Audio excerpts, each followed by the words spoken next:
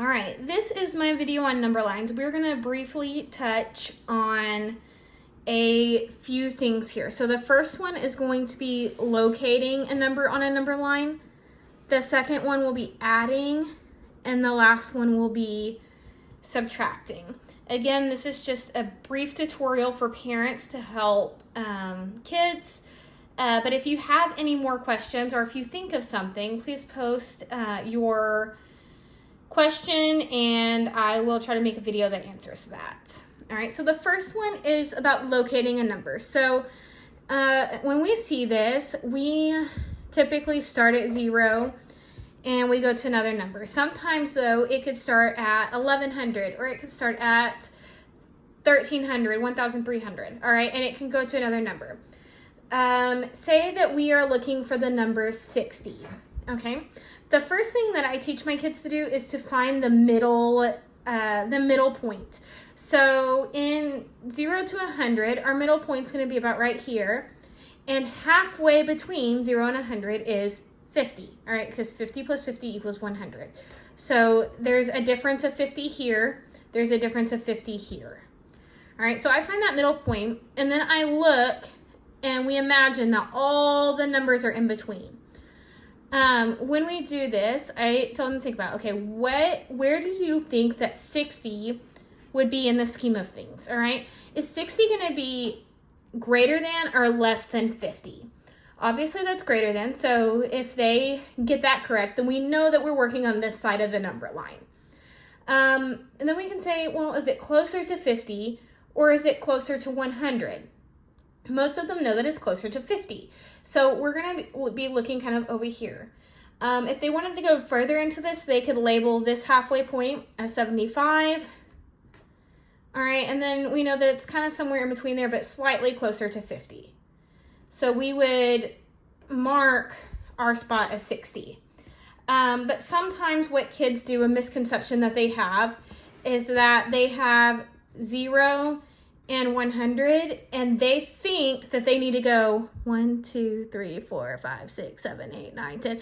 But of course, they're not going to fit 100, or they're not going to fit 99 between those. So it kind of gets them off, especially if they're looking at a diagram that might have X, Y, and Z on it. So we want them to kind of find that middle point and then kind of reason where our number would be, okay? The next thing that we're doing is adding. All right, so if we have our problem again, 45 plus 13, when we add, we can start with either number because they will be the same either way. All right, I like to start with the bigger number because it's less jumps. All right, and then we look at this. We cannot jump by any hundreds, all right? But we can jump by tens. We have 45 here, so we're gonna jump by 13, but we're gonna start with this 110. So we're gonna make this jump. I'm gonna label it as plus 10 so that I know that I already did it. And then 45 plus 10 is 55, all right? And then I'm going to jump little mini hops by ones. All right, so I'm gonna do 1, 2, 3. I have 55 right here, so 56, 57, 58. Our answer would be 58. Okay, and if we did hundreds, we could do the same thing. We could make a bigger jump and label that as 100. I just make sure that they hop. Now, they don't have to hop by tens first and then ones. I'll do one more after this one to show you how to compensate, because some of our kids do compensate, which makes it a little bit easier for them in the long run. But not all kids naturally go to that. We're working towards it, but they're not naturally there. All right, so if we were to do 45 minus 13 on a number line, a lot of times we do an add to subtract method. And with that, that means that we start with 13 right here. We're gonna do 45 minus 13 for this one, so ignore this. All right, we're going to start with the lower number because naturally in a number line, it's found it's found on the left. We're going to start at 13 and we're going to make jumps until we get to 45. All right, so I can't make any hundreds jumps to get to 45. So I'm going to make a 10. All right, so 13 plus 10 is 23. I can still go up another one. So 23 plus 10 is 33. All right, 33 plus 10 is 43. And then I'm gonna go up by ones because I can't go up another 10 without passing 45. So 44, 45. All right, so then I know that my answer is 10, 20, 32. All right, and I can even do that. I can do 30 plus 2 if I wanted to show it that way. Now, I brought up compensation, and not everyone is ready for this, especially if they're struggling. But this is what that looks like. All right, say we have 67 plus 45. Okay, I can start with 67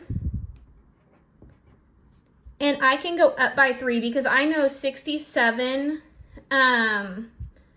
plus 3 would be 70. So I can kind of come over here and tell myself that I am only going up by 3 right now. So 1, 2, 3. That's going to be 70.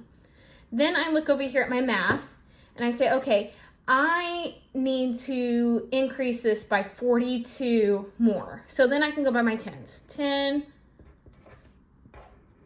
20, 30, 40.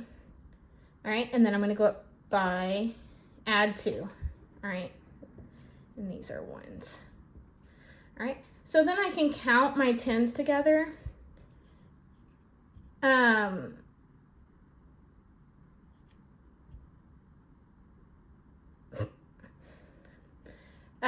That's 40.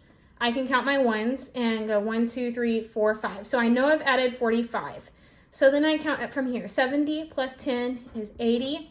80 plus 10 is 90. 90 plus 10 is 100. 100 plus 10 is 110.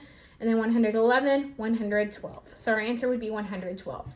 So all we're really doing is just trading the places over here to make it easier to count by tens, because sometimes we struggle with counting by tens if the digit in the ones place is not 0.